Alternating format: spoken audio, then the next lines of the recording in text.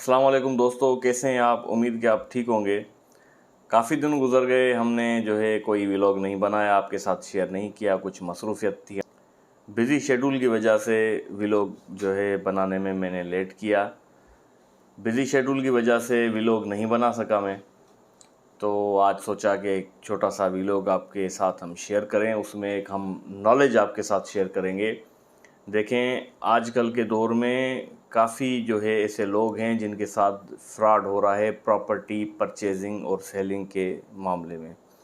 लिहाजा मेरे पास ऐसे कई केसेस आए हैं जिसमें जो एग्रीव्ड पार्टी होती है, मुतासरा पार्टी, वो हमें बताती है कि वकील साहब, हमने प्रॉपर्टी फ़लाँ ख़रीद की, उस बंदे की, उसने हमें कागज़ भी दिखाए थे प्रॉपर्टी के, अपने नाम थे। मतलब आप जिस बंदे से प्रॉपर्टी ख़रीद कर रहे हो वो प्रॉपर्टी उस बंदे के नाम पे जो कागज़ आपने देख के उससे परचेज़ की, लेकिन आपने पेमेंट देने के बाद आपको मालूम हुआ कि ये प्रॉपर्टी उसके नाम पे नहीं है, किसी और बंदे के नाम पे वो प्रॉपर्टी है। आपके साथ हो गया फ्रॉड। तो लाजमी इंसान के साथ जब ऐसा कोई वाक़या आ जाता है तो वो ज़हनी अज़ियत में मुब्तला हो जाता है, अपनी फ़ैमिली के लिए भी, और उस बंदे के पीछे जितने उसके डिपेंडेंट्स होते हैं वो भी अज़ियत में मुब्तला हो जाते हैं। लाज़मी इंसान है, जब धोखा होता है और पेमेंट दे के बैठा है काफ़ी, तो इंसान को वो नुकसान होगा और परेशानी भी होती है। तो मैंने सोचा कि एक छोटा सा व्लॉग बनाऊं। तो मैंने सोचा कि एक व्लॉग बना के मैं अपने दोस्तों के साथ वो शेयर करूं और आपको एक बहुत ही ज़रूरी इन्फॉर्मेशन दूं कि जब भी आप कोई प्रॉपर्टी किसी भी बंदे से, इवन वो आपका क्लोज़ फ्रेंड हो या कोई आपका मोहल्ले वाला हो या आपका कोई रिलेटिव हो या इवन आपका भाई भी हो, प्रॉपर्टी परचेज़ करने से पहले आपको जो नेसेसरी प्रिकॉशंस लेने हैं वो मैं आपको इस वीडियो में बताऊंगा। जी दोस्तों, आपने देखा होगा, अमूमन सुना होगा कि प्रॉपर्टी परचेज़ करने से पहले एक एग्रीमेंट के ज़रिए परचेज़ की जाती है, सेल की जाती है। दो फरीक होते हैं, एक बेचने वाला, दूसरा ख़रीदने वाला। वो एफिडेविट पे प्रॉपर्टी की तफसील भी लिखते हैं और अपने नाम भी लिखते हैं, और पेमेंट अदा करने का जो शेड्यूल है वो भी उसमें मेंशन करते हैं।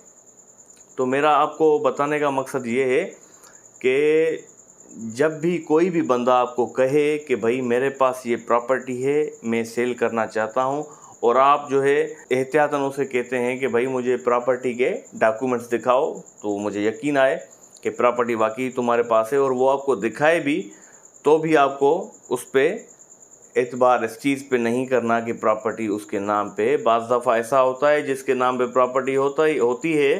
फॉर एग्ज़ाम्पल मैं आपको समझाता हूँ कि 2022 का ये साल चल रहा है। कोई बंदा आपके पास आता है, वो कहता है कि भाई ये प्रॉपर्टी मेरी है और मैं बेचना चाहता हूँ, और वो डॉक्यूमेंट्स भी लेके आता है रेवेन्यू ऑफिस से कि भाई देखो ये खाता, ये रिकॉर्ड मेरे पास है। क्योंकि जिस बंदे की कोई भी ज़मीनी मिल्कियत होती है वो मुख्तियारकार या सिटी सर्वेयर के पास उसकी दाखिला होती है, रिकॉर्ड होता है कि वो प्रॉपर्टी उस बंदे के नाम पे है।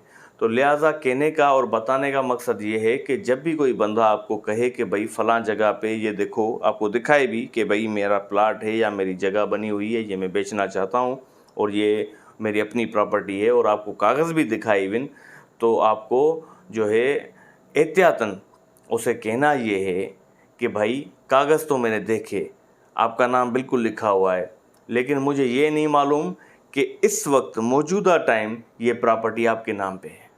हो सकता है कि ये खाता आपके नाम था और उसके बाद आपने किसी को सेल की हो प्रॉपर्टी, और सेल होने के बाद उस दूसरे बंदे के नाम खाता चढ़ गया होगा। तो मैं इस बात पे यकीन नहीं कर सकता। आप लिहाजा एक काम करें, आप मुझे मुख्तियारकार ऑफिस से या सिटी सर्वे ऑफिस से, जिसकी भी हद में वो प्रॉपर्टी होगी, आप वहाँ से मुझे सेल सर्टिफिकेट निकलवा के दिखाएं, तो फिर मैं मानूंगा कि ये प्रॉपर्टी आपके नाम पे है और हर किस्म की रेस्ट्रिक्शंस, पाबंदियों से, ज़ेर बार से आज़ाद है। मतलब वो प्रॉपर्टी कहीं भी गिरवी हुई नहीं है, कहीं कोर्ट में फंसी हुई नहीं है, सेल सर्टिफिकेट मिलने का मकसद ये होता है कि भाई ये जो प्रॉपर्टी है ये जो है फ्री है हर चीज़ से और रेडी टू सेल है, मतलब सेल हो सकती है।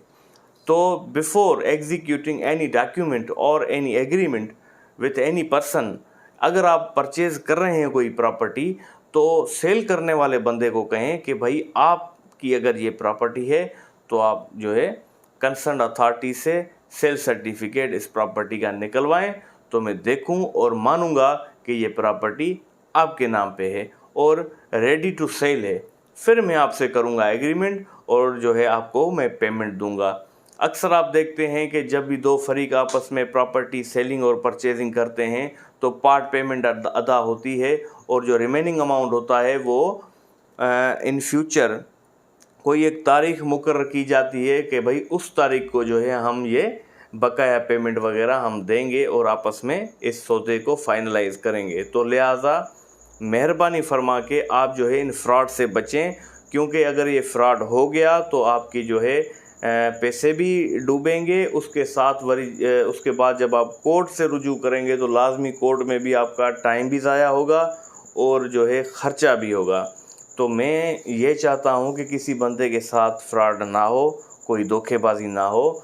कोई भी प्रॉपर्टी सेल या परचेज़ करने से पहले आप जो है सेल करने वाले बंदे को कहें कि भाई तू तो मेरा अच्छा दोस्त है, मैं मानता हूँ, तू सच्चा इंसान है, मैं मानता हूँ, लेकिन प्रॉपर्टी परचेज करने से पहले मैं सेल सर्टिफिकेट देखूंगा।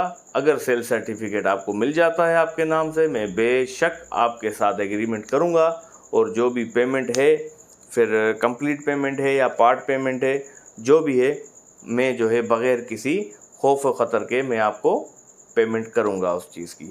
तो लिहाजा कहने का मकसद ये है कि जब भी कोई बंदा किसी को प्रॉपर्टी सेल करता है तो उसका जो ऑफिशियल तरीका ये है कि उनकी आपस में सेल डीड बनती है, जिसको रजिस्टर्ड सेल डीड बोलते हैं, जो सब रजिस्ट्रार के पास जो है उसको एग्जीक्यूट किया जाता है।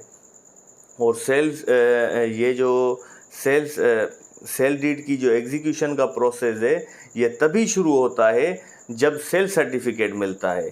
किसको? जिसके नाम पे प्रॉपर्टी होती है, जो प्रॉपर्टी सेल करना चाहता है। सेल सर्टिफिकेट जब मिलेगा तो ही प्रॉपर्टी जो है वो सेल डीड उसकी बनेगी और उसकी एग्जीक्यूशन होगी बिफोर सब रजिस्ट्रार जो भी होगा कंसर्न उसके पास, या डिस्ट्रिक्ट रजिस्ट्रार हो। डिस्ट्रिक्ट रजिस्ट्रार बैठता है ज़िले में और सब रजिस्ट्रार बैठता है तालके में। तो मेरे दोस्तों, मेरे भाइयों, खुदारा प्रॉपर्टी जो है परचेज़ करने से पहले इन चीज़ों का इंतहाई ख्याल रखें, ध्यान रखें, क्योंकि ऐसे बंदे होते हैं जिनकी जहनियत में, क्योंकि मार्केट में ऐसे कई लोग जो है फ्रॉड और धोखेबाज घूमते हैं जिनके नाम पे प्रॉपर्टी होती तो है। मैंने जैसे पहले आपको समझाया कि 2022 का साल चल रहा है, एक बंदा है जिसके पास प्रॉपर्टी थी मगर वो 2015 में थी और 2016 में वो प्रॉपर्टी उसने बेच दी, और बेचने के बाद जिसको उसने बेची उसका नाम आ गया रिकॉर्ड में, ठीक है। और ये 2015 का आपके पास डॉक्यूमेंट लेकर आएगा कि भाई ये देखो प्रॉपर्टी मेरे नाम पे है, आप देखो कि हाँ भाई बिल्कुल है। ऐसे नहीं होता। इन चीज़ों पे जो है ना आपको ख्याल करना है और जो है फ्रॉड से बचना है। तो इस सूरत हाल में, ऐसे केसेस में आपके पास कोई भी ऐसा कोई सवाल हो मुझसे पूछने के लिए तो आप कमेंट बॉक्स में मुझसे पूछ सकते हैं। मैं इंशाअल्लाह ताला आपको गाइड करूँगा। थैंक यू दोस्तों। उम्मीद करता हूँ कि मेरी ये वीडियो आपको समझ में भी आई होगी और पसंद भी आई होगी। अगर ये मेरी वीडियो आपको यूज़फुल लगी हो तो काइंडली मेरे जो है इस वीडियो को लाइक करिएगा और मेरे चैनल को सब्सक्राइब करिएगा। Thank you.